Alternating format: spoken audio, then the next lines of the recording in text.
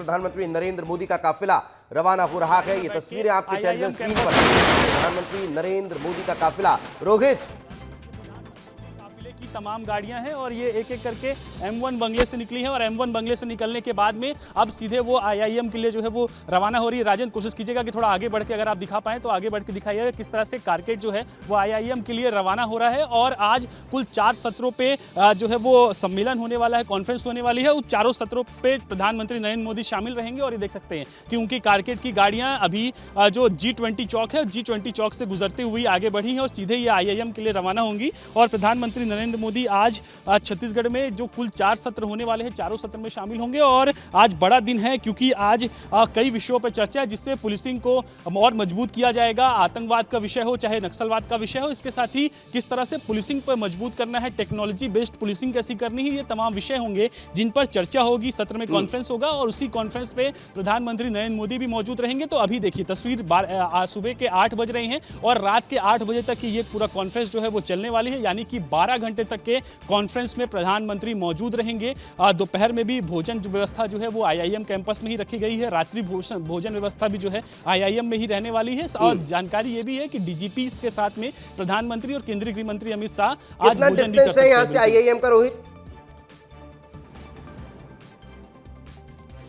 लगभग 15 किलोमीटर के आसपास का होगा, लेकिन ज़्यादा समय नहीं लगना चाहिए। प्रधानमंत्री अभी निकले हैं तो लगभग 8:15, 8:20 तक के वो IIM पहुंच जाएंगे। लेकिन प्रारंभिक तौर पर जानकारी आ रही थी कि वो लगभग 8:30 बजे निकलेंगे, लेकिन वो पहले ही निकले हैं और 8 बजे ही वो यहाँ से रवाना हो गए। थोड़ी देर पहले जो है वो केंद्रीय गृह मंत्री अमित शाह भी यहाँ से रवाना हुए थे। और ये तस्वीर दिखा देता हूँ मैं एक बार फिर से कि ये वही चौक है, इसी के थोड़ा सा आगे में ही जो है वो M1 बंगला है। और ये देखिए ये रास्ता है, ये रास्ता सीधे जाके 2 टर्निंग लेगा। 2 टर्न के बाद में सीधे IIM वाली जो रोड है वो मिल जाएगी जिस पे प्रधानमंत्री नरेंद्र मोदी होकर निकलेंगे। तो लगभग 15 मिनट। बिल्कुल, तो रोहित जब यहां से प्रधानमंत्री निकल चुके हैं तो IIM पहुंचने वाले हैं। वहां पर नीतेश मेरे सहयोगी मौजूद हैं। नीतेश, कुछ ही देर में प्रधानमंत्री नरेंद्र मोदी का काफिला पहुंचने वाला होगा, क्या तैयारियां दिखाई दे रही हैं नीतेश?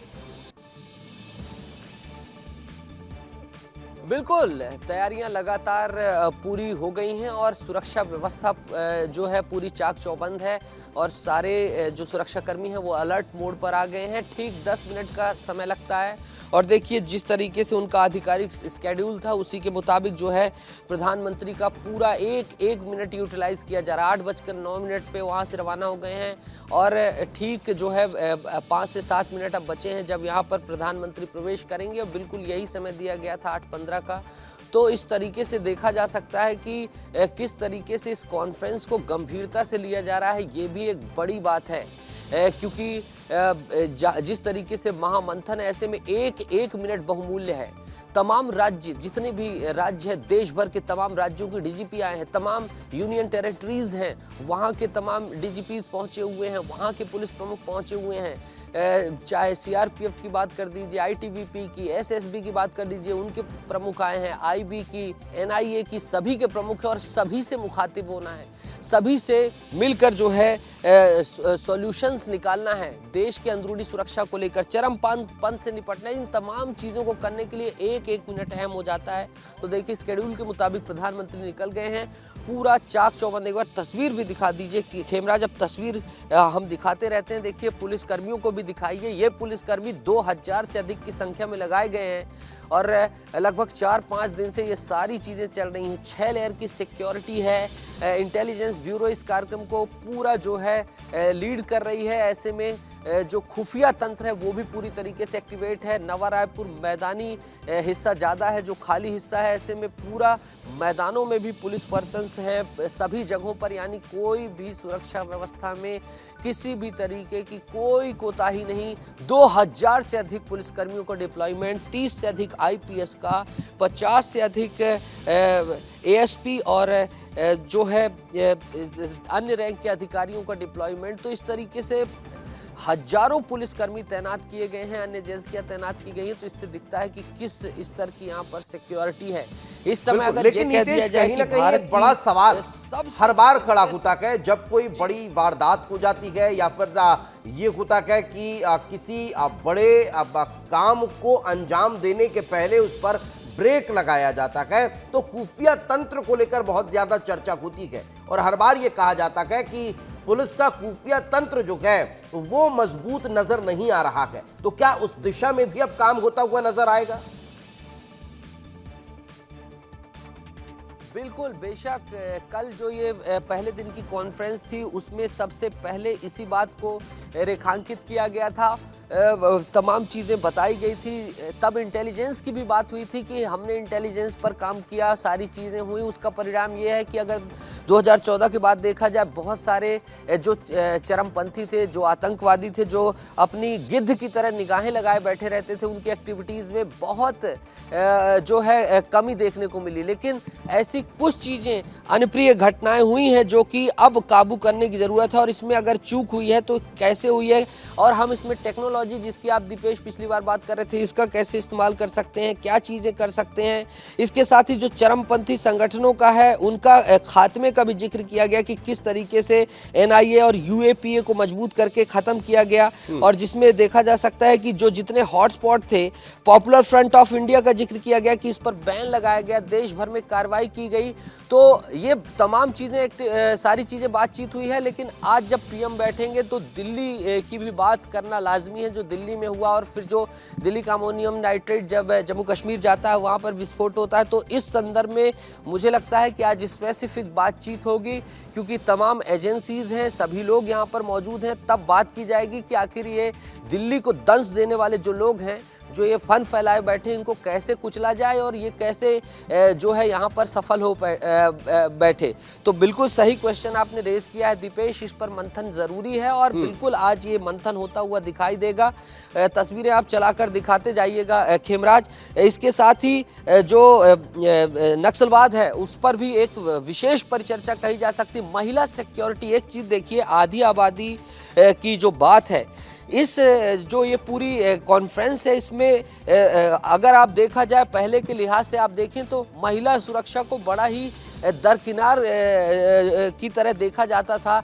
लेकिन जब से प्रधानमंत्री की बात हो, बेटी बचाओ बेटी पढ़ाओ अभियान हो, या फिर अन्य जो चीज़ें हो, या उनके चुनावी भाषण हो, उनमें किस तरीके से महिलाओं को उज्ज्वला योजना, तमाम चीज़ें करना। तो आज इस कॉन्फ्रेंस में देखिए, प्रशासनिक पुलिस के लिहाज से जो है ये बैठक हो रही है।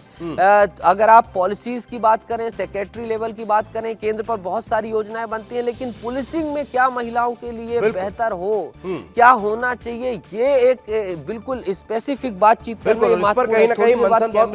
हमारे एसएसपी रायपुर की गाड़ी निकल गई है, और पीछे एक और दूसरी गाड़ी निकल रही है। यानी कि बिल्कुल साफ तौर पर है कि प्रधानमंत्री का काफिला कुछ मिनटों के डिस्टेंस में है।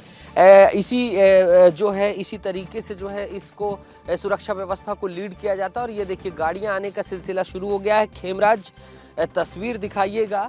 ये देखिए, फिर अन्य वरिष्ठ अधिकारियों की गाड़ी, फिर उसके बाद अन्य पुलिसकर्मियों की गाड़ी। इस तरीके से एक श्रृंखला, एक सीरीज बनाई जाती है, जहां पर डिस्टेंस को मेंटेन करते हुए हर घटना से टैकल किया जाता है, हर जो है पूरे रूट को क्लियर किया जाता है। तो ये देखिए, प्रॉपर डिस्टेंस के साथ गाड़ियां निकल रही हैं। एसएसपी रायपुर, फिर अन्य जो है मार्ग व्यवस्था देखने वाली गाड़ियां हैं, और ये देखिए पायलट गाड़ी ये निकल रही है, जो कि पायलट गाड़ी। और फिर उसके बाद जो है पहली पायलट गाड़ी गुजरने के बाद पीछे जो है प्रधानमंत्री का पूरा काफिला, इतनी गाड़ियां आगे लगाई जाती हैं पूरी सुरक्षा की, फिर बीच में पीएम रहते हैं, फिर पीछे सुरक्षा चक्र रहता है। तो उसी तरीके से जो तस्वीर हम दिखाते हैं हमेशा, जो सुरक्षा की जो चीज़ें होती हैं, उसी तरीके से कुछ यहीं पर यहाँ होता हुआ नजर आ रहा है। तमाम गाड़ियां निकल गई हैं, और अब जो है प्रधानमंत्री की गाड़ी एनआईटी मोड़ की तरफ मुड़ गई है। और जैसा मैं देख पा रहा हूँ, उनकी कैमरामैन की जो टीम्स होती है वो आगे लगी हुई है, और उसके पीछे काली गाड़ी जो है उनकी वो आ रही है। देखिएगा खेमराज, जो जिस गाड़ी में जो ओपन बैन है, उसके पीछे प्रधानमंत्री नरेंद्र मोदी की गाड़ी, बुलेट प्रूफ गाड़ी, जिस गाड़ी से प्रधानमंत्री भारी सुरक्षा के साथ तमाम जगहों पर पहुंचते हैं। ये देखिए, ये एक बार फिर से विस्तार न्यूज एक्सक्लूसिव तस्वीर दिखाता हुआ, जहां प्रधानमंत्री नरेंद्र मोदी आईआईएम रायपुर में, जैसा कि मैंने कल भी बोला था, गंभीर दिखाई दे रहे थे। यानी कि उनके दिमाग में बहुत सारी चीजें चल रही हैं। इस सिक्योरिटी कॉन्फ्रेंस को लेकर, इस समिट को लेकर। तो देखिए ये पूरा काफिला और जो पीछे गाड़ियां होती हैं वो तमाम गाड़ियां जो एसपीजी की होती हैं वो सारी गाड़ियां अंदर जा रही, क्योंकि एसपीजी बिल्कुल अब आसपास रहती है, क्योंकि वो अंदर जाएंगे, फिर चेक करेंगे, फिर एक बार सैनिटाइज करेंगे और फिर पीएम मोदी को गाड़ी से उतारेंगे। फिर वहां पर औपचारिक स्वागत के लिए गृह मंत्री अमित शाह, अजीत डोभाल, इसके साथ ही तमाम डायरेक्टर्स, तमाम डीजीपीज मौजूद हैं। उसके बाद स्वागत के बाद जो है आगे बढ़ेंगे और हो सकता है कि स्वागत उद्बोधन हो और एक मिनी हॉल में जो है प्रधानमंत्री नरेंद्र मोदी मुखातिब हो और फिर उसके बाद जो है आगे के सेशंस की तरफ वो आगे बढ़ जाएं। तो प्रधानमंत्री नरेंद्र मोदी बढ़ चुके हैं। दीपेश, भाव भंगिमाएं बहुत कुछ कहती हैं और इस भाव भंगिमा से अंदाजा लगाया जा सकता है कि ये कॉन्फ्रेंस जो है कितनी गंभीरता से हो रही है। और इसमें सबसे बड़ी बात जो मैं आपको बता रहा था कि देखिए निर्धारित शेड्यूल के मुताबिक प्रधानमंत्री नरेंद्र मोदी पहुंच गए हैं। 12 घंटे से ज़्यादा हो जाए तो कोई हैरानी वाली बात नहीं रहेगी। दीपेश देखिएगा आप, रात 8:15 बजे निकलने का लगभग शेड्यूल है, लेकिन 9 भी बज सकता है, ये भी संभावना है, क्योंकि तमाम बहुत सारे विषयों पर रणनीतिक मंथन होना है, पॉलिसी मेकिंग होनी, पॉलिसी रिव्यूइंग भी होनी है।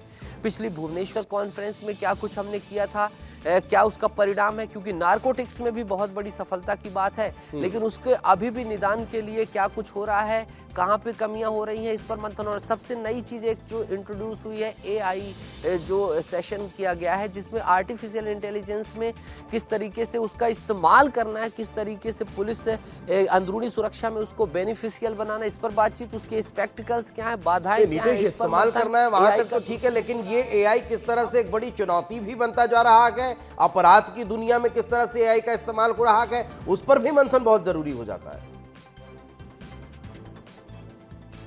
बिल्कुल दीपेश, बहुत जो है सही पॉइंट आपने रेज किया है कि इसकी चुनौतियां बहुत ज़्यादा हैं।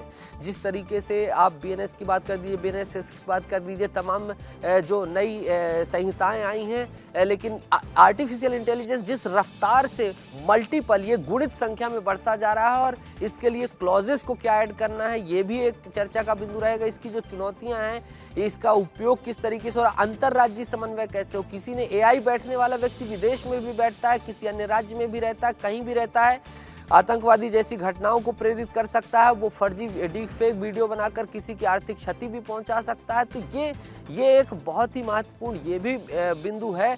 तो इस पर यहाँ से निकलकर कोई आने वाले समय में कोई अच्छी पॉलिसी भी देखने को मिले, कोई अमेंडमेंट भी आने वाले समय में बिल्स में देखने को मिले, तो कोई हतप्रभ होने वाली बात नहीं होगी। ये बहुत अच्छी जो है बहुत अच्छी पहल है। महिला सिक्योरिटी की मैंने बात कर दी, वामपंथ उग्रवाद की बात कर दी, इसके साथ एनडीआरएफ जो डिजास्टर है उसको लेकर भी जो है मुद्दा है। तो ये भी एक बड़ी चीज है कि ऐसी चीजों को टच करने की कोशिश की जा रही है जो अमूमन बहुत बड़ी होती हैं, जिनका प्रभाव स्केल बहुत गहरा होता है। क्योंकि देखिए बिल्कुल, और यही कारण है कि ये जो कॉन्फ्रेंस है बेहद खास, बेहद महत्वपूर्ण हो जाती है। और नक्सलवाद के सफाए के बीच छत्तीसगढ़ में इस कॉन्फ्रेंस का आयोजन होना और यहाँ से देश की सुरक्षा और अब समृद्धि को लेकर चर्चा करना बहुत खास, बहुत महत्वपूर्ण हो जाता है। फिलहाल बहुत बहुत शुक्रिया नीतीश इस तमाम जानकारी के लिए, हमारे साथ चर्चा में जुड़ने के लिए।